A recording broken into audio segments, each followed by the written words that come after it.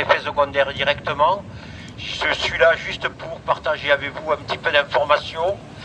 Je suis depuis le début de la pandémie engagé dans un collectif qui s'est engagé contre la lutte contre le pass sanitaire dès juillet 2021, juste après le discours du président que vous connaissez.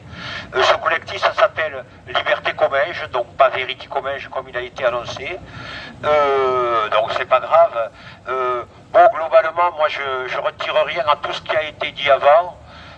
Finalement, on peut dire que l'OMS, l'Organisation mondiale de la santé, on a l'impression que c'est devenu l'Organisation mondiale de la maladie. Et puis le pendant en France, c'est la sécurité sociale qui est peut-être un petit peu devenue une forme d'insécurité sociale. Voilà. Donc, en ce qui nous concerne, on est dans la lutte depuis juillet 2021 et on va fêter le 29 juillet dans un petit village à côté de Saint-Gaudens qui s'appelle Arbas, notre second anniversaire. Et notre ADN, c'est à la fois de proposer des actions d'information, d'éducation à la population sur ce qui s'est passé, mais aussi des moments festifs avec de la musique.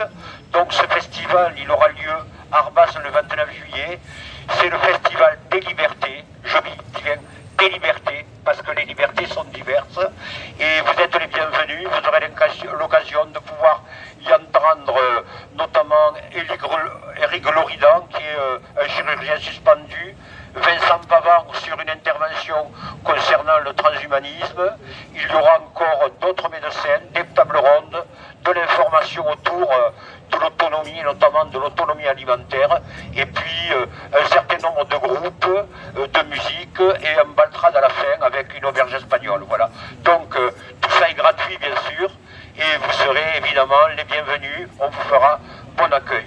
Voilà, merci. Depuis le début de notre existence, on a un site internet qui s'appelle libertécomminges.org. Alors liberté, sans accent et sans aise, comminges.org. Vous verrez là-dedans toute l'information concernant la pandémie, toute l'information concernant nos actions, les actions des collectifs amis, et puis donc le programme de nos actions dans l'avenir qui consiste encore à faire des actions de tractage, des lettres aux médecins d'information autour du rappel au serment d'Hippocrate. Je rappelle, primum non nocere, secondum cavere, et troisièmement sanare, c'est-à-dire soigner. Ne pas nuire, être prudent, et puis soigner. Ce qu'un certain nombre, effectivement, ont oublié.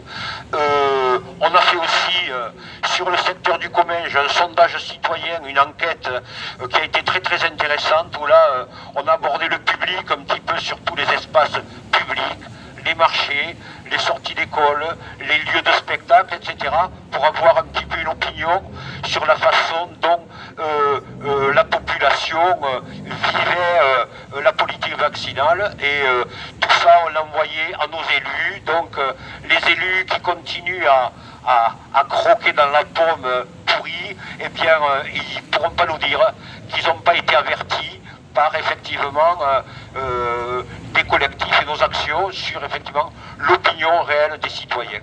Voilà, bon après-midi et merci.